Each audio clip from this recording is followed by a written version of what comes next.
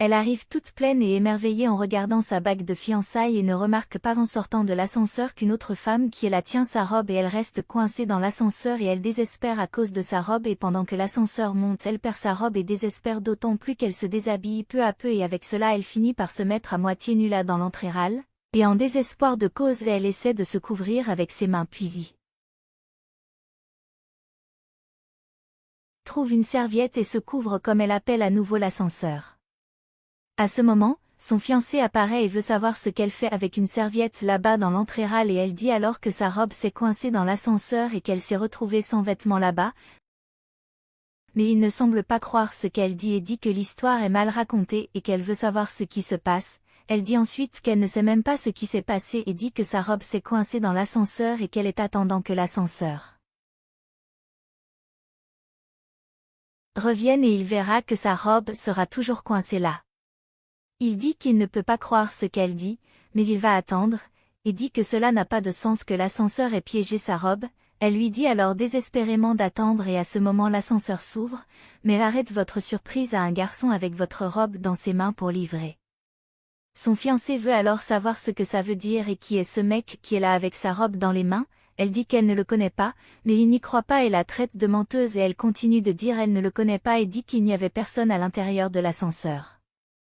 Le garçon lui demande alors si elle ment à son fiancé et dit qu'ils ont passé la nuit ensemble la veille, mais elle insiste sur le fait qu'elle ne le connaît pas et dit que tout est un mensonge et qu'elle ne sait pas pourquoi il fait tout ça. Le garçon dit alors qu'elle les trompe tous les deux, elle dit ensuite qu'il ment et qu'elle ne le connaît même pas. Son fiancé demande alors une explication à ce moment-là et dit qu'il ne comprend rien et qu'elle y porte une serviette et il apparaît avec sa robe à la main et il veut savoir ce qui se passe. Le garçon lui tend alors le sabit et dit que si elle veut le revoir, elle peut l'appeler, puis elle prend sa robe et dit qu'elle ne le connaît même pas et encore moins qu'elle a son numéro. Il dit alors qu'elle fait semblant de ne pas le connaître et dit que ça va, mais si elle veut, elle peut l'appeler. Elle dit qu'elle ne le connaît pas et le traite de fou, et son fiancé dit qu'il ne croit pas qu'elle le trompait et qu'il organisait leur mariage et qu'il lui a donné une bague de fiançailles pendant qu'elle le trompait tout sa foi puis il demande de lui rendre la bague. Elle jure alors qu'elle ne connaît pas le garçon et qu'elle ne l'a jamais vu et qu'elle ne l'a jamais trahi et lui demande de l'écouter.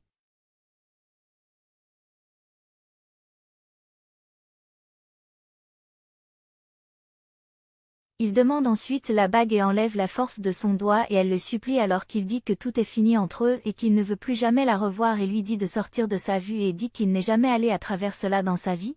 Il part et elle reste là ne sachant quoi faire et pleurant d'avoir perdu son fiancé.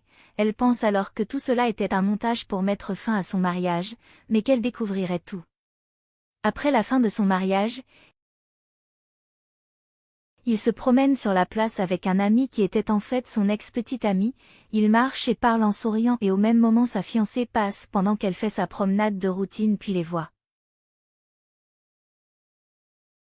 La fille se manifeste alors en disant qu'elle ne la connaît de nulle part, puis sa fiancée lui dit que le jour de l'événement elle n'a pas été seule dans l'ascenseur et dit que cette fille était dans l'ascenseur avec elle.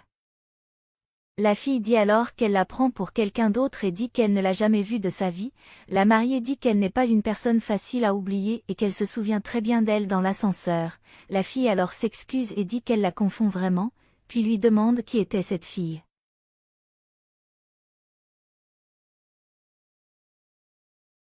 Il dit alors qu'il ne sait pas ce qu'elle veut et dit que cette fille là-bas est son ex et qu'ils sont sortis prendre un café. Elle trouve alors intéressant qu'il voit déjà son ex, il lui demande alors s'il la dérange dans quelque chose et dit que c'est public là-bas. Elle dit ensuite qu'elle veut juste comprendre pourquoi il est juste avec son ex. Il dit ensuite qu'ils sont juste sortis pour parler et qu'elle est son amie et que ce n'est pas un problème. Puis elle dit que c'est vraiment drôle d'être amie avec son ex et lui demande ensuite s'ils sont amis et qu'il n'y a pas d'amitié avec les ex.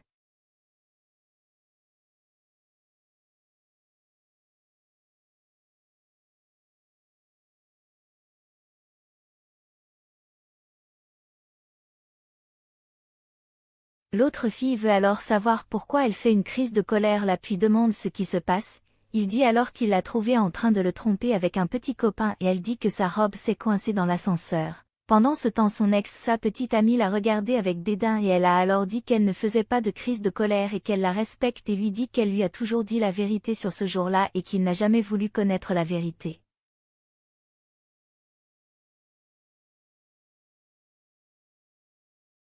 L'ex-petite amie dit alors qu'elle est choquée et lui demande comment elle a eu le courage de le tromper, puis lui demande s'il va bien et s'il a besoin de parler, mais il dit qu'il va bien.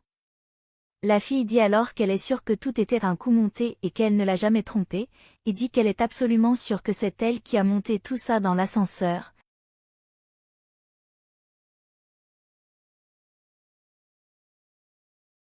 L'autre dit alors que ça devient déjà ennuyeuse et demande si elle a des preuves pour l'accuser. Mais elle dit qu'elle n'a toujours pas de preuves, tandis que l'autre dit qu'elle ne peut pas l'accuser sans preuve. Il s'immisce dans la conversation et dit qu'il sait ce qu'elle veut, puis dit qu'elle fait ce spectacle là-bas au milieu du jour. Rue juste pour essayer de revenir et il n'arrête pas de dire qu'il ne se remettra pas avec elle parce qu'elle était la seule à l'avoir trompée et que même son ex qui est là ne l'a pas trompée.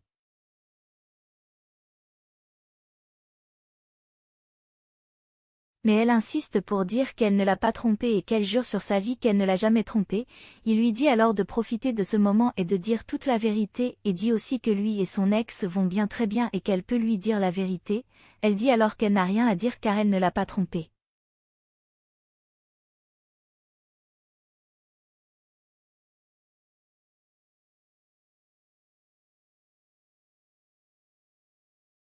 Il lui dit alors que putain c'était le jour où il l'a rencontrée et que c'était ce qu'il devait lui dire et qu'après tout ce qui s'est passé il ne se sent pas bien du tout et c'est pourquoi il est sorti avec son ex pour parler.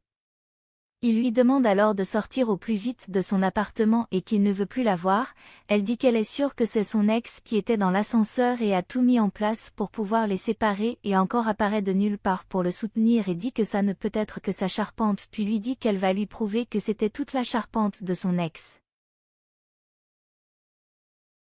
L'ex dit alors que cette situation est déjà ennuyeuse et dit toujours qu'elle habite au premier étage et qu'elle ne prend même pas l'ascenseur.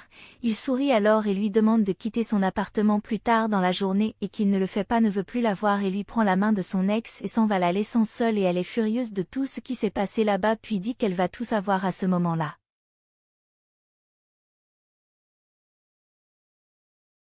Elle se rend alors à la direction de l'immeuble et leur demande de la laisser regarder les caméras de sécurité, mais la femme dit qu'elle ne peut pas avoir accès aux caméras de sécurité. La jeune fille lui propose alors un certain montant pour lui permettre de voir les enregistrements. La femme dit alors que maintenant oui il parlait, puis elle demande à voir ce qui s'est passé dans l'ascenseur, mais la femme dit que les caméras ont été éteintes. Elle veut alors savoir si c'est possible. La femme dit alors que seulement personne autorisée pouvant déplacer les caméras. Soudain, elle demande alors à la femme qui est le garçon qui apparaît dans la caméra, et elle dit qu'il est le concierge et qu'il est responsable du nettoyage de l'immeuble.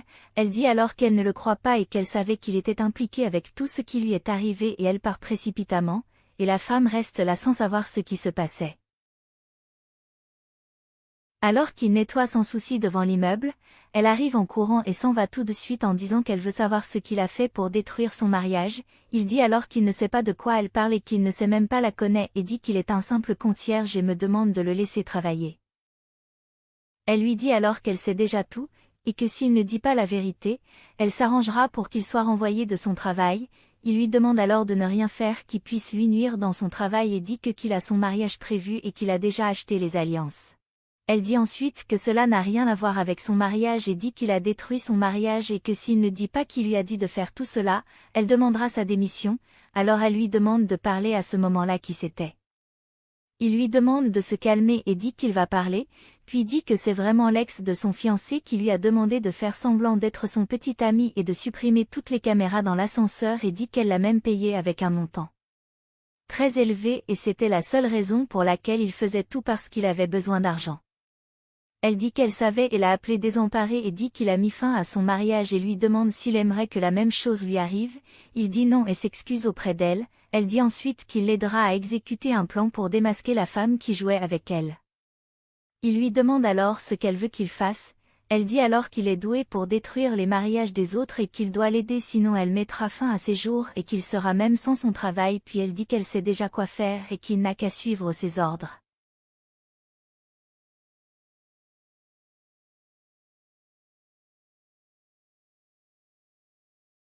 Plus tard, la fille est dans l'ascenseur et tout à coup il s'arrête et elle est coincée là et désespère parce qu'elle a un rendez-vous et elle ne peut pas être en retard et puis elle commence à crier à l'aide. Elle crie alors pour savoir si quelqu'un peut l'aider mais malheureusement personne n'entend.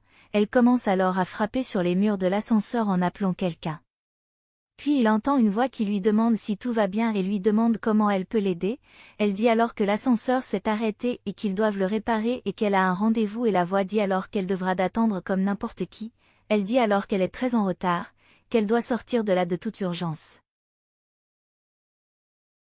La voix dit alors que je suis désolée et qu'il n'y a rien que tu puisses faire, puis elle dit qu'elle connaît cette voix et demande ensuite si c'est vraiment à qui elle pense et l'appelle par son nom, puis elle dit ironiquement qu'elle a découvert que c'est elle.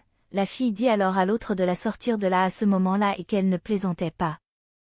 La propriétaire de la voix dit alors qu'elle veut qu'elle avoue qu'elle l'a mise en place pour mettre fin à son mariage. Mais la propriétaire de la voix dit qu'elle a déjà attrapé son complice et qu'il a tout avoué. Elle dit ensuite qu'elle avoue et qu'elle était jalouse d'elle avec son ex-petite amie et la voix continue en disant qu'elle est sûre d'avoir tout monté pour mettre fin à son mariage et lui demande de parler bientôt. Elle dit alors qu'elle ne dira rien, mais le propriétaire de la voix lui dit alors de se déshabiller à ce moment-là et que si elle ne décolle pas, elle lâchera l'ascenseur. Elle dit alors que tout sauf enlever ses vêtements. La voix dit que ça comptera jusqu'à 3 et si elle ne lâche pas ses vêtements, elle lâche l'ascenseur. La fille accepte alors et commence à se déshabiller tandis que l'autre à l'extérieur commence à compter, et quand elle finit de décoller ses vêtements, elle crie qu'ils sont prêts et qu'elle les a enlevés, puis vous demande de bien vouloir la libérer.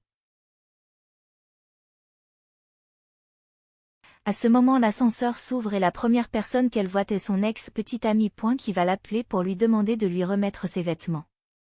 Elle essaie alors de se couvrir de ses bras et demande ce qui se passe. La jeune fille dit alors à son fiancé qu'elle les avait piégés tous les deux.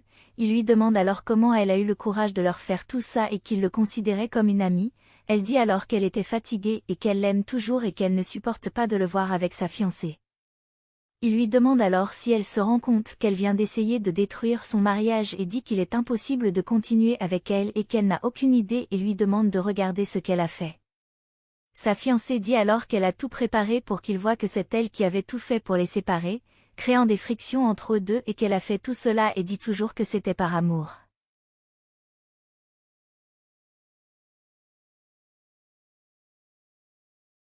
L'autre dit alors à sa fiancée qu'elle n'a jamais aimé personne et qu'elle l'aime et qu'il est l'homme de sa vie. Il lui livre alors ses vêtements et lui demande de se dégager. Elle prend les vêtements et s'en va.